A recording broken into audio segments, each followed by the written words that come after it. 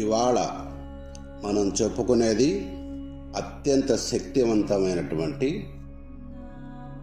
చింతామణి తార విద్య గురించి చెప్పుకుంటున్నాం.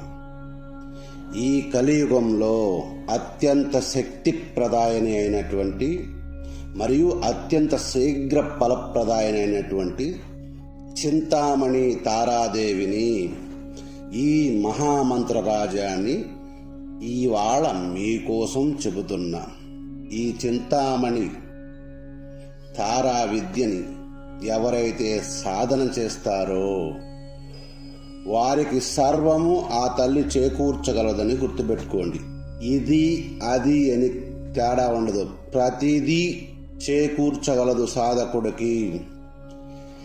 ఈ సాధన ఇంట్లో చెయ్యకూడదు. ఏదైనా కాళికాలయం కావచ్చు, లేదా ఏదైనా పాడుబడ్డ కోటలోనైనా చేయొచ్చు.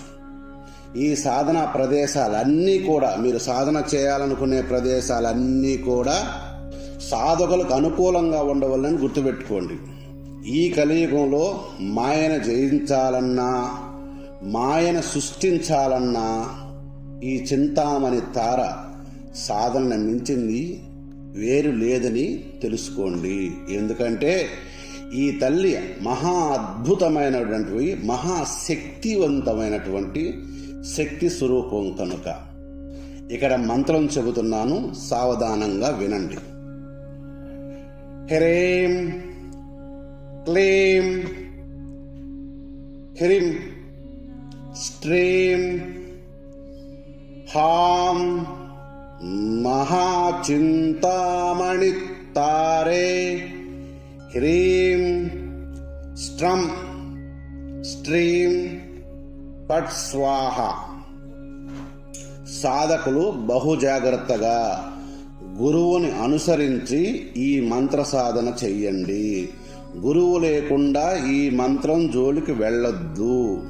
అయితే మీరెందుకు చెప్పారయ్యా గురువుగారు ఈ మంత్రం అనొచ్చు. నేను చెబుతాను, తెలుసుకోండి, రాసుకొని పెట్టుకోండి. ఏదో ఒకరోజు మేమే మీకు ఈ దీక్షను ఇవ్వవచ్చు కనుక గుర్తుగా పెట్టుకోండి. అందుకోసమే మంత్రాన్ని చెప్తున్నాను. ఈ మంత్ర సాధనలో, ఈ మంత్ర సాధన చేయాలనే వాళ్ళు సత్యవాక్కు నిరంతరం నిజమే మాట్లాడవలసి ఉంటుంది. పెళ్ళైన వాళ్ళైనా సరే, స్త్రీ పురుషులు ఎవరైనా సరే ఈ సాధన చెయ్యొచ్చు. స్త్రీలైతే మడి మైలా చూసుకొని చెయ్యాలి. కానీ ఈ సాధనా సమయం మొత్తం దీక్షలాగే చెయ్యాలని గుర్తుపెట్టుకోండి. ఈ సాధనలో ఇంకొక అద్భుతమైన విషయం ఉంది. ఈ సాధనని సమూహంగా కూడా చేయొచ్చు అని గుర్తుపెట్టుకోండి. 5-6 మంది కలిసి కూర్చొని ఈ సాధన చేయొచ్చు.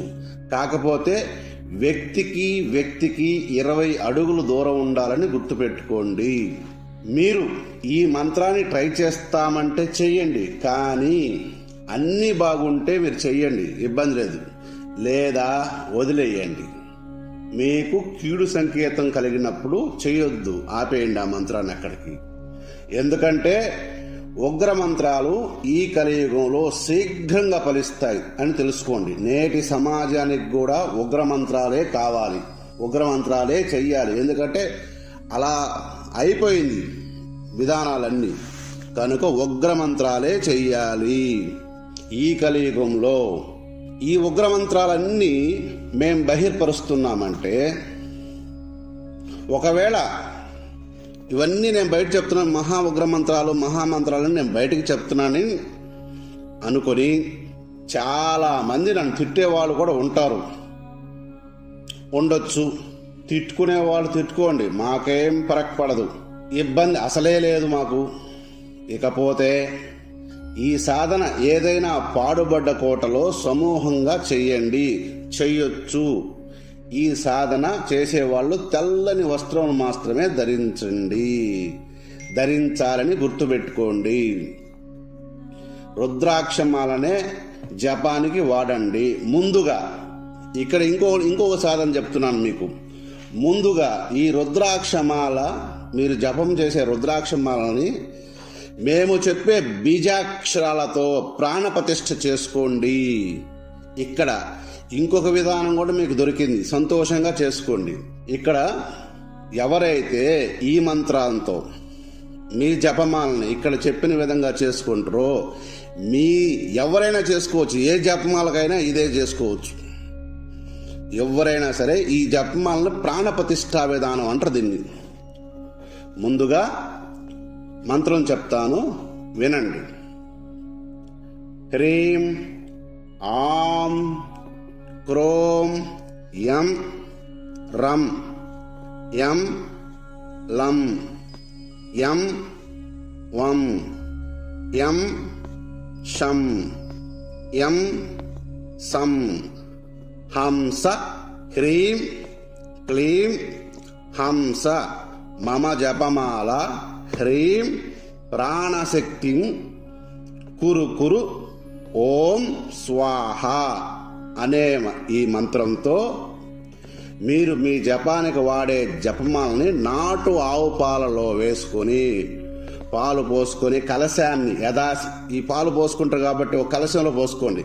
ఈ కలశాన్ని యథాశక్తి పూజించి పైన మేము చెప్పినటువంటి జపమాలని ప్రాణప్రతిష్ఠా మంత్రాలని 540 సార్లు జపించిన యెడల మీకు ఈ మంత్రసిద్ధి, ఎవరైనా సరే ఏ మంత్రాన్నైనా చేస్తున్నా, ఏ జపమాల వాడుతున్నా, ఇలా ఇక్కడ నేను చెప్పిన బీజాక్షరాలతో చేసుకున్న వాళ్ళు ఎవరైతే ఉంటారో అది ఏ జపమాలనైనా సరే మీరు ప్రాణప్రతిష్ఠ చేసుకోవచ్చు. ఇలా చేసుకోవడం వల్ల, ఈ సాధన ఇలా చేయడం వల్ల, జపమాల ప్రాణప్రతిష్ఠా మంత్రాన్ని ఇలా చేయడం వల్ల మీకు మీరు జపం చేసే జపమాల శక్తివంతమవుతుందని అర్థం చేసుకోండి.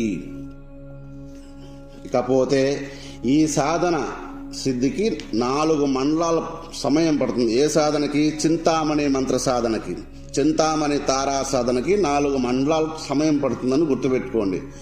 రోజుకు 3000 జపం ఉంటుంది. మీకు కుదిరితే, మీరు చేసుకోగలిగితే మేకతోలతో తయారైనటువంటి ఆసనాన్ని తయారు చేసుకొని వాడడం చాలా ఉత్తమం. ఈ సాధనలో గుర్తుపెట్టుకోండి, మేకతోలుతో తయారైనటువంటి ఆసనం దొరికితే చాలా ఉత్తమం. లేదంటే దర్భచాపని లేదా గొంగలిని వేసుకొని చెయ్యండి. ఆసనాన్ని ముందుగా మన ఛానల్లో చెప్పినటువంటి కూర్మయంత్ర సాధన చేయండి. ఆ కూర్మయంత్ర చక్రాన్ని తీసుకోండి. ఆ తర్వాత ఈ సాధన, ఇక్కడ చెప్పినటువంటి తారాదేవి సాధన చెయ్యండి. మీరు ఈ ఛానల్లో ఉన్న ఏ సాధన చేయాలనుకున్నా ముందుగా ఈ ఛానల్లో ఉన్నటువంటి కూర్మయంత్ర సాధన చేసి సిద్ధి పొంది అలా చేసి పెట్టుకోండి. ఆ తర్వాత ఏ సాధనైనా మీకు ఒక ప్రత్యేకత ఉంటుంది. ఏ సాధన చేసినా ఏం పర్వాలేదు. ఎందుకంటే ముందు ఆసన సిద్ధి కావాలి, కూర్మయంత్ర సాధన. కాబట్టి ఈ ఛానల్లో ఉన్నటువంటి ఈ కూర్మయంత్రాన్ని ఫ్లెక్సీగా తీసుకోండి, ఇలా చేసుకోండి. ఎందులో ఇక్కడ జపమాలను కూడా ప్రాణప్రతిష్ఠ చేసే విధానం చెప్పున్నాను కనుక ఇవన్నీ చేసుకోండి. ఇవన్నీ మీరు భద్రంగా చేసుకొని ముందు జపమాల అసలు ఎక్కడా దొరకదు మీకు. జపమాలని ప్రాణప్రతిష్ఠ చేసే విధానం మీకు ఎక్కడా దొరకదు. కనుక సాధకులారా, దీంట్లో 2 ప్రయోజనాలు ఉన్నాయి మీకు. ఒకటి, సాధన తెలుస్తుంది, తారాదేవి సాధన తెలుస్తుంది. 2, జపమాలని ఎలా ప్రాణప్రతిష్ఠ చెయ్యాలి అనేది కూడా తెలుస్తుంది. కనుక జాగ్రత్తగా వీడియో మొత్తం చివరి వరకు విని చేసుకోండి, చేసుకొని సుఖించండి. సర్వే జనా సుఖినో భవంతు.